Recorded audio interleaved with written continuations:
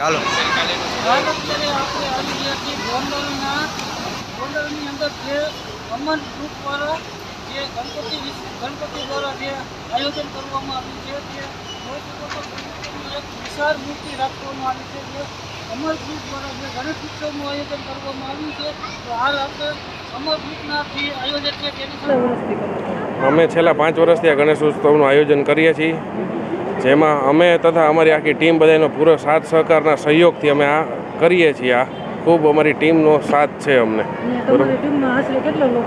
અમે આશરે 50 લોકો છીએ, બરાબર છે. અમારા અમર ગ્રુપના બેનર હેઠળ જે અમારું ગ્રુપ છે એના બેનર હેઠળ અમે આ ગણેશ ઉત્સવનું આ 5મું વર્ષ છે ને અમારું આયોજન છે.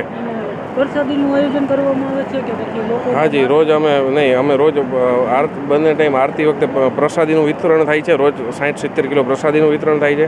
પ્લસ અમે 2,500-3,000 અનકોટ પ્રસાદીના બોક્સ બનાવીને લોકોને પણ વિતરણ. મારું નામ જયરાજસિંહ જાડેજા અને અમે આ ગણપતિ ઉત્સવનું આયોજન છેલ્લા 5 વર્ષથી કરી રહ્યા છીએ. અને આ દરમિયાન અહીંયા રોજ સાંજની અને સવારની આરતીમાં બહોળી સંખ્યામાં ભક્તો આવે છે.